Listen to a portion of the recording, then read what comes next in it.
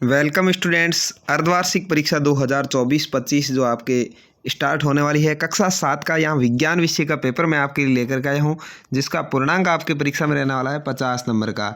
यानी 50 नंबर का जो ये कक्षा 7 का आपके विज्ञान का पेपर होगा, अर्धवार्षिक परीक्षा का बहुत ही वेरी इंपॉर्टेंट पेपर है। तो ज़रूर आप इस वीडियो को पूरा देखिए और इसका मैं पूरा सॉल्यूशन भी करवाऊंगा और वेरी इंपॉर्टेंट है, आपके परीक्षा में ज़रूर आएगा। तो चैनल को भी सब्सक्राइब कर लीजिए, साथ ही साथ वीडियो को लाइक करके अपने दोस्तों तक शेयर भी कर दीजिए, क्योंकि यहाँ पर अन्य सभी सब्जेक्ट्स के पेपर है वो मैं विज्ञान विषय के आपके लिए लेकर के आने वाला हूँ। तो चलिए स्टार्ट करते हैं। पहला क्वेश्चन है आपके, अमर बेल किसका उदाहरण है? तो यहाँ पर स्वपोषिका, परजीविका, मृतजीविका या परपोषिका। तो देखिए ये परजीवी का उदाहरण है। किसका है भाई? ब आपको सही उत्तर देना है, परजीविका। यानी ये दूसरे के ऊपर निर्भर रहता है। ठीक है, तो ये परजीवी हो गया।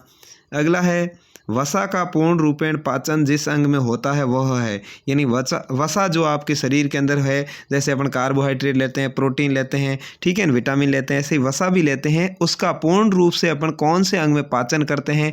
तो इसका सही उत्तर होगा आपके बृहदारथ, यानी बड़ी आंत जो है। डी आपका यहाँ पर दूसरे में सही आंसर हो जाएगा। अगला है, किसी सामान्य वयस्क व्यक्ति की विश्राम अवस्था में औसत श्वसन दर होती है।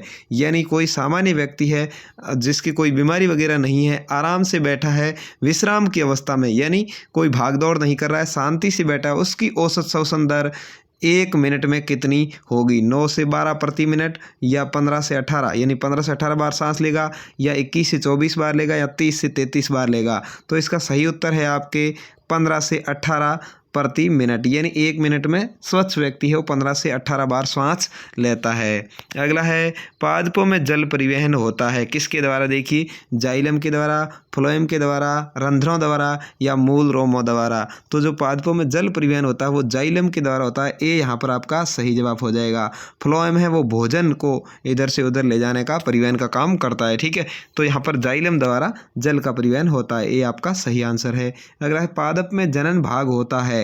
पादप के अंदर नया पादप पैदा करने वाला भाग कौन सा है? पत्तियां हैं, तना है, पुष्प है या मूल है? तो पुष्प यानी फूल है, उससे ही नए बीज पैदा होते हैं और उससे ही नया पादप पैदा होता है। तो इस तरह से ये आपके 5 है जो ऑब्जेक्टिव टाइप क्वेश्चंस अर्धवार्षिक परीक्षा के अंदर आएंगे सत्र 2024-25 की। आगे है देखिए, रिक्त स्थानों की पूर्ति करने वाले भी 5 क्वेश्चंस आपके विज्ञान में आने वाले हैं।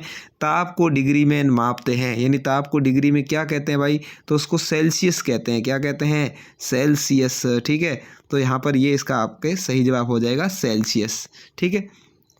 अगला है, नर और मादा युग्मकों का युग्मक क्या कहलाता है? तो ये निषेचन कहलाता है। क्या कहलाता है? इसका सही जवाब हो जाएगा निषेचन।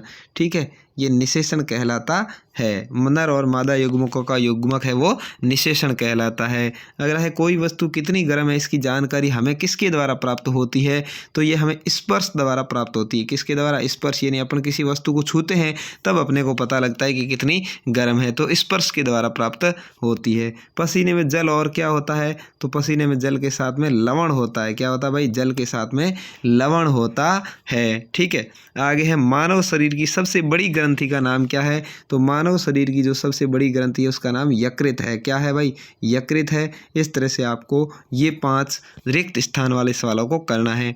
अब आगे आते हैं आपके 11 से 15 तक। देखिए, सत्य असत्य लिखिए। पित्ताशय में पित्त-रस अस्थायी रूप से भंडारित होता है। ये बात बिल्कुल ही क्या है? सत्य है। तो आप इसके आगे लिख देंगे सत्य। ठीक है, यानी पित्ताशय में पित्त-रस स्थायी रूप से भंडारित होता है। अगला है, मंड का पाचन आमाशय से प्रारंभ होता है। तो ये बात क्या है भाई? असत्य है। ठीक है, आपको इसको असत्य कर देना है। ठीक है, मंड का पाचन आमाशय से प्रारंभ नहीं होता। सोडियम हाइड्रोक्साइड नीले लिटमस को लाल कर देता है। ये बात भी आपकी क्या है? असत्य है। यानी सोडियम हाइड्रोक्साइड है वो लाल लिटमस को नीला करता है, न कि नीले लिटमस को लाल। तो ये बात असत्य हो जाएगी। लोहा और जंग एक ही पदार्थ है। बिल्कुल असत्य है। लोहा और जंग अलग अलग पदार्थ है, क्योंकि जंग एक रासायनिक परिवर्तन है जबकि लोहा धातु है। अगला है, ऐसे परिवर्तन जिनसे नए पदार्थ बनते हैं रासायनिक परिवर्तन कहलाते हैं। यहाँ पर ये रासायनिक लिखना छूट गया था, कोई बात नहीं। तो रासायनिक परिवर्तन कहलाता है। ये बात बिल्कुल ही क्या है? सत्य है। यानी ऐसे परिवर्तन जिनसे नए पदार्थ बनते हैं उनको रासायनिक परिवर्तन कहते हैं। तो यहाँ पर आपको रासायनिक इस खाली जगह में लिखना है और यहाँ सत्य करना है। ठीक है, ये आपके थे 5 रिक्त स्थान वाले क्वेश्चन। अब आएंगे अति लघुत्तरात्मक प्रश्न, यानी ऐसे छोटे प्रश्न जिसके उत्तर आपको एक लाइन में या एक शब्द में देने हैं।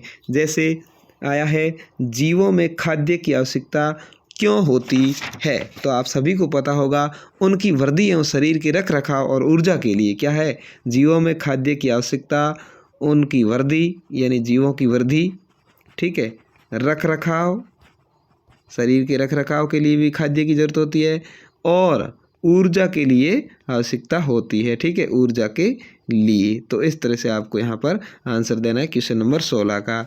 अगला है, रक्त का रंग लाल क्यों होता है? तो हीमोग्लोबिन के कारण। किसके? हीमोग्लोबिन की उपस्थिति के कारण ये रक्त का रंग है वो लाल हो जाता है, ठीक है। तो हीमोग्लोबिन इसका सही उत्तर हो जाएगा। अगला है, ऊष्मा चालक और ऊष्मारोधी प्रत्येक के 2 उदाहरण दीजिए। तो ऊष्मा चालक है जिसके अंदर से ऊष्मा आ जा सकती है, जैसे लोहा है, ये इसका उदाहरण हो जाएगा। एल्यूमिनियम ले लिया, तांबा ले लिया, ठीक है। कोई भी आपको 2 चीज़ें लिखनी है, एल्यूमिनियम या तांबा, इस तरह से आप 2-3 चीज़ें लिख सकते हैं। और ऊष्मारोधी जिसके अंदर से ऊष्मा बिल्कुल जाती नहीं है, तो ऐसे हैं प्लास्टिक और लकड़ी लिख सकते हैं आप, रबर लिख सकते हैं, ठीक है। प्लास्टिक ये हो गया, लकड़ी, या लिख सकते हैं आप रबर, ठीक है। इस तरह से कोई भी 2 आपको लिखने हैं, ये हो गए ऊष्मारोधी। अब है देखिए, परजीवी और मृतजीवी में आपको अंतर बताना है। तो आप सभी को पता है, परजीवी ऐसा जीव जो किसी दूसरे पौधे के ऊपर जीवन यापन करता है, परजीवी कहलाता है। मृतजीवी ऐसा जीव जो मरे हुए पादपों का विघटन करता है, मरे हुए पादपों को खाता है, मृतजीवी कहलाता है। ये दोनों के अंदर अंतर लिख देंगे। आगे है, पृथ्वी की 3 परतें कौन कौन सी है? तो आप लिख सकते हैं, पृथ्वी की 3 परतें हैं। एक है पर्पटी परत, दूसरी है मेंटल परत, और तीसरी है क्रोड परत, ठीक है। तो इस तरह से ये 3 परतें हैं। आगे आपके सवाल आते हैं लघुत्तरात्मक प्रश्न, जिनके उत्तर आपको थोड़े से बड़े 2, 3, 4 लाइनों में देने होते हैं। तो देखिए यहाँ पर है, प्रयोगशाला तापमापी और डॉक्टर थर्मामीटर के बीच समानता और अंतर आपको बताना है। तो प्रयोगशाला तापमापी का जो माप होता है वो -10 डिग्री से 110 डिग्री तक से, जबकि डॉक्टरी थर्मामीटर का माप 35 डिग्री सेल्सियस से 42 डिग्री सेल्सियस तक होता है। ये एक तो अंतर हो गया, ठीक है। समानता, दोनों ही ताप मापने काम आते हैं। इस तरह से अन्य समानता भी आप लिखनी है। आगे है, अलैंगिक जनन की विभिन्न विधियों का वर्णन करना है, प्रत्येक का उदाहरण देता है। तो अलैंगिक विधियाँ कौन कौन सी आप सभी को पता होगा। द्विखंडन विधि, ये अलैंगिक विधि है, ठीक है। मुकुलन विधि जिसके हाइड्रा के अंदर होती है, ये इस तरह से आप विधियों का भी लिखेंगे कि किस तरह से होती है, और उसके उदाहरण भी देंगे। जैसे मुकुलन का उदाहरण दे देंगे हाइड्रा, ऐसे ही अन्य विधियों का आपको उदाहरण देना है। अगला है, दीर्घ रोम क्या है, वे कहाँ पाए जाते हैं, उसके कार्य आपको लिखने हैं। कम से कम 5-7 लाइन में उत्तर देना है। अगला है, क्या कारण है कि हमें ग्लूकोज से ऊर्जा तुरंत प्राप्त हो जाती है, इसका भी आपको सटीक उत्तर देना है। और मानव उत्सर्जन तंत्र का चित्र बनाना है। मानव उत्सर्जन तंत्र यानी जिसके द्वारा हम अनावश्यक चीज़ों को बाहर त्यागते हैं, उसका चित्र, यानी इस तरह से एक तो अपनी थैली बन जाएगी जहाँ पर इकट्ठा रहता है पेशाब वगैरह, और यहाँ पर जो आगे वो इस तरह से 2 अलग अलग होती है वहाँ से, और इनमें से अपने को पेशाब है जो समय समय पर आप त्याग देते हैं। तो इस तरह से वो वाला उत्सर्जन का तंत्र का चित्र आपको बनाना है। तो इस तरह से ये था आपकी कक्षा 7 का विज्ञान का पेपर। ऐसे ही मैं आपके लिए लेकर के आऊँगा मोस्ट पेपर, सामाजिक का, हिंदी का, अंग्रेजी का, संस्कृत का, और जो भी पीछे सारे सब्जेक्ट है उन सभी का पेपर आपके लिए मैं लेकर के आऊँगा, गणित का भी। तो धन्यवाद। जय हिंद, वंदे मातरम। पेपर कैसा लगा कमेंट करके ज़रूर बताएं, अपने दोस्तों से शेयर करें।